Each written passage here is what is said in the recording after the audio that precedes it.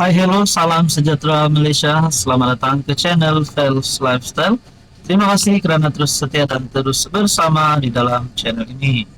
Saudara-saudara yang saya hormati, antara yang menjadi tumpuan pada tahun 2025,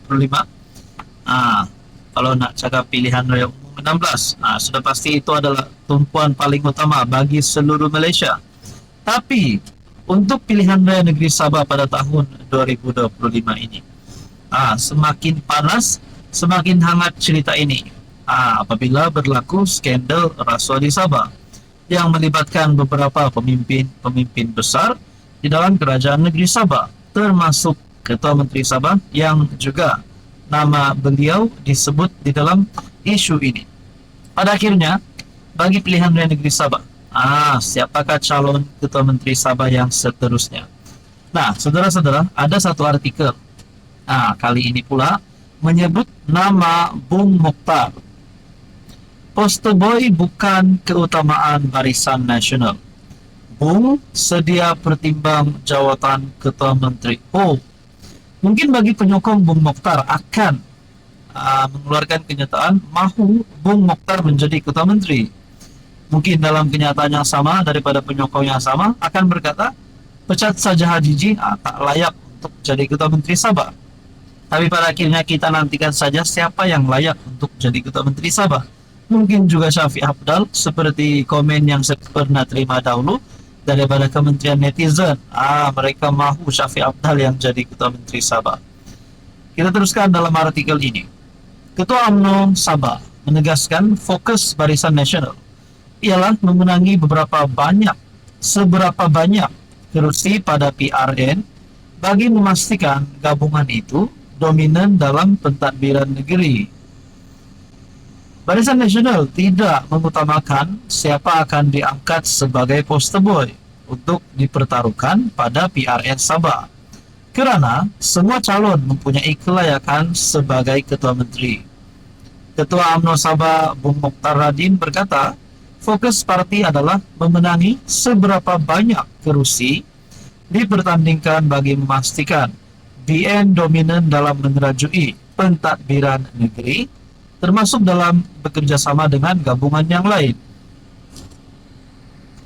Seperti yang kita tahu, Sabah memperuntukkan 73 kerusi Dewan Undangan Negeri. Adakah pada PRN kali ini BN UMNO Sabah mampu untuk memenangi lebih separuh daripada 73 kerusi Dewan Undangan Negeri Sabah? Ataupun mungkinkah JRS juga yang akan menang? Ataupun mungkin juga warisan? Apapun kita nantikan saja apa yang akan berlaku. Menurut Anda, siapa calon Ketua Menteri Sabah yang paling layak setakat ini? Halo semua, salam sejahtera Malaysia. Selamat datang ke channel Fels Lifestyle. Saudara-saudara yang saya hormati, terima kasih kerana terus setia dan terus bersama di dalam channel ini. Tuan-tuan dan puan-puan, ada yang mungkin tertanya-tanya, apakah berlaku dalam hubungan Anwar dan Zahid? Sedangkan kita tahu, hari ini Zahid dan Anwar mempunyai hubungan yang baik. Perdana Menteri dan Timbalan Perdana Menteri, dan UMNO BN menjadi antara kingmaker bagi saya untuk pembentukan kerajaan perpaduan. Ada yang kata UMNO dan PH tidak akan bersama-sama kerana DAP. Tapi pada akhirnya 2 tahun lebih kita dapat lihat ada saja kemajuan, ada saja berita baik yang diumumkan oleh Anwar. Ketepikan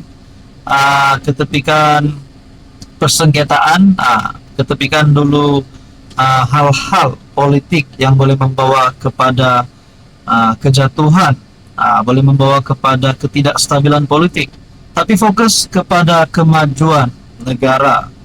Dan pada akhirnya, saudara-saudara, ada yang kata Zahid Hamidi kini diselamatkan oleh Anwar berkaitan dengan 47 kes yang melibatkan nama Zahid Hamidi dan DNAA yang diterima oleh Zahid Hamidi.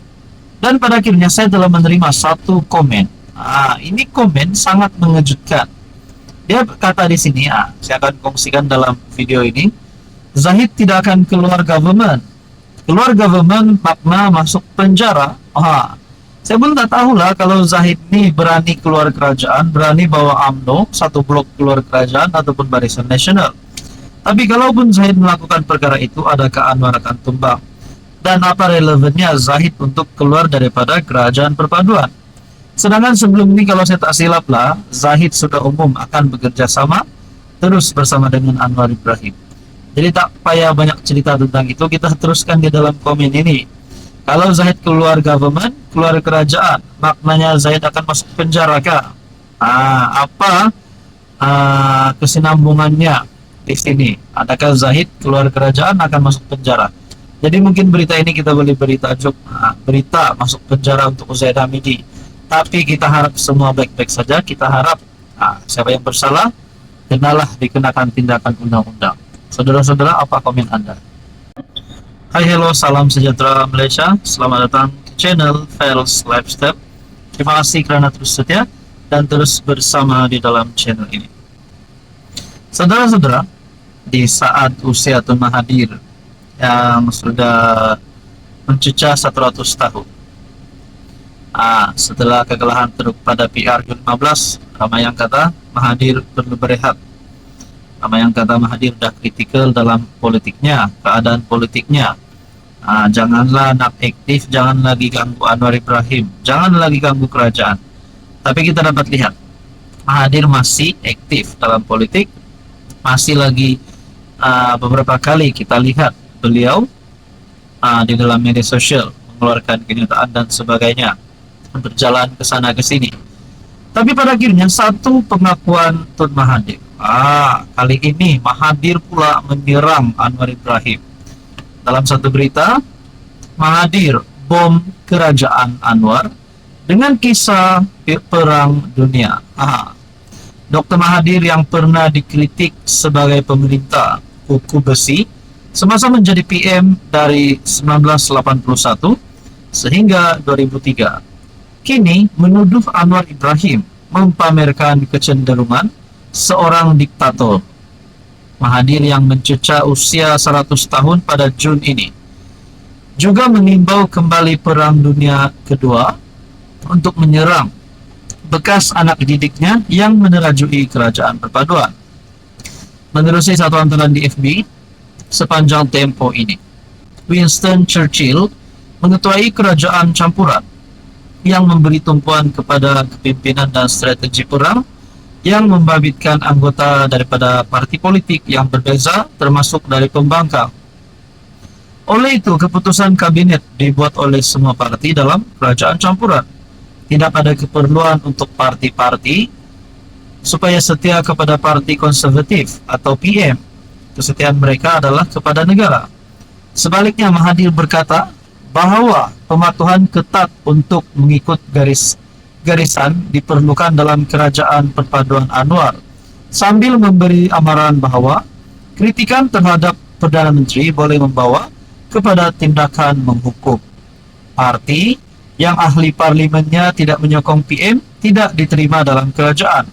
Adalah dipersoalkan sama ada kerajaan ini adalah kerajaan perpaduan, ia adalah gabungan penyokong tak sanggup, bukan kerajaan perpaduan tambahnya. Menurut Anda, adakah Anda setuju dengan kenyataan Tun Mahathir ini? Ataupun Tun Mahathir hanya mahu menyerang Anwar